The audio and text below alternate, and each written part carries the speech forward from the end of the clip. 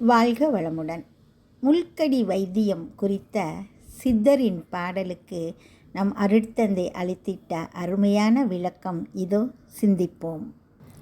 18 சித்தர்களின் பாடல்களை எளிதில் புரிந்து கொள்ளவே முடியாது. ஏனென்றால் அவர்கள் பயன்படுத்தியுள்ள வார்த்தைகள் எளிய தமிழில் இருப்பது போல் இருக்கும். சுத்த தமிழ் பாடல்களாக இருக்கும். அதன் உள்ளர்த்தம் தெரிந்து கொள்ள முடியாது. ஒரு சிறிய உதாரணம் சொல்கின்றேன். முக்காலை ஊன்றி மூவிரண்டு போகையிலே 5 தலை நாகம் அழுத்திக் கடித்ததுவே. 10 ரத புத்திரனின் மித்துருவின் சத்துரு தன் பத்தினியின் காலை எடுத்து தேய். இதுதான் பாடலுங்க. ஏதாவது புரியுதுங்களா? 5 தலை நாகம் கடிச்சது, அதுக்கு பத்தினியின் காலை எடுத்து தேய். இது ஒரு பதிலாங்க. அருட்தந்தை அவர்களின் அழகான விளக்கம் பார்ப்போமா? பாடலை இன்னொரு தடவை கேட்டுக்கலாங்க. முக்காலை ஊன்றி மூவிரண்டு போகையிலே 5 தலை நாகம் அழுத்திக் கடித்ததுவே. 10 ரத புத்திரனின் மித்துருவின் சத்துரு தன் பத்தினியின் காலை எடுத்து தேய். திரும்ப திரும்ப படித்து பார்க்குறேங்க. ஒன்றும் எனக்கு சரியாக புரியலைங்க. முக்காலை ஊன்றி, அதாவது 2 கால்களோடு 3வது காலாக ஒரு தடியை ஊன்றிக்கொண்டே முதியவன் ஒருவன், ஒரு வயசானவர் ஊன்றுகோலை ஊன்றிக்கிட்டு எங்கேயோ போய்கிட்டு இருக்கிறாரு. எங்கே போகிறாரு? மூவிரண்டு போகையிலே. அதாவது மூவிரண்டு அப்படிங்கிறது ஆறுங்க. ஆற்றுப்பக்கம் போகும்போது ஒரு வயசானவர் ஊன்றுகோலை ஊன்றிக்கிட்டு ஆற்று பக்கம் போகிறாரு.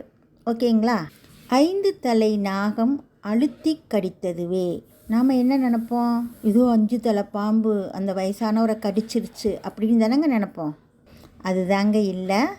5 கொம்புகள் போன்ற அமைப்பை கொண்ட நெருஞ்சி முள் ஒன்று குத்திருச்சுங்க. அவ்வளோதாங்க. அதாவது ஊன்றுகோல் ஊன்றிட்டு நடந்து போகிற, அது ஆற்று பக்கம் நடந்து போகிற ஒரு வயசானவரோட காலில் நெருஞ்சி முள் குத்திருச்சு. இவ்வளவுதாங்க. முக்காலை ஊன்றி மூவிரண்டு போகையிலே 5 தலை நாகம் அழுத்தி கடித்ததுவே. சரிங்க, முள் கடிச்சிருச்சு, அதுக்கு என்ன செய்யலாம்? முள் குத்திருச்சு. ஒரு மனிதர் தடியை ஊன்றி ஆற்றுப்பக்கம் போகும்போது நெருஞ்சி முள் குத்தி விட்டது அப்படின்னு மற்றவங்கிட்ட சொல்கிறாரு. அதுக்கு 2ஆம் அவர் என்ன பதிலளிக்கிறார் பார்த்தீங்களா? 10 ரத புத்திரனின் மித்துருவின் சத்துரு தன் பத்தினியின் காலை எடுத்து தேய். முள்ளு குத்துனதுக்கு அவர் சொன்ன மருந்து இதுங்க. என்னங்க தலை சுத்துதா? 10 ரதன் அப்படிங்கிறவர் தசரதன். அவரது புத்திரர் யாருங்க? ராமன். புத்திரனின் மித்துரு, ராமனோட நண்பன் சுக்ரீவன். மித்துருவின் சத்துரு யார்? அதாவது சுக்ரீவனோட எதிரி வாலி.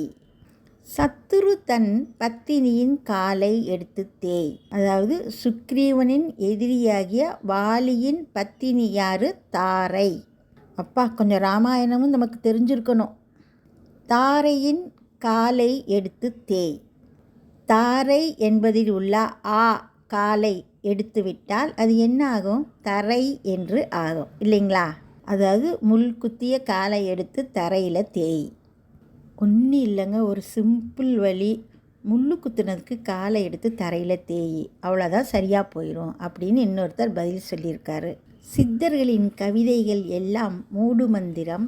அதை சிந்தித்து அழகாக விளக்கம் பெறுவது நம் அறிவறிந்த தத்துவ ஞானிகளின் செயல் ஆகும். உருத்தரித்த நாடியில் ஒடுங்குகின்ற வாயுவை கருத்தினால் இருத்தியே கபாலமேற்ற வல்லீரில் விருத்தரும் பாலராவார் மேனியும் சிவந்திடும்.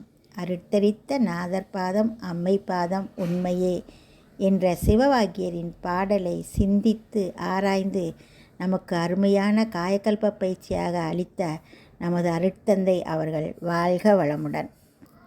செயல் வேகம் கொண்டவனே சித்தன், சிந்தனையில் புயல் வேகம் கொண்டு எழுதி பொறித்தான் பல கலைகள். நன்றி. வாழ்க வளமுடன்.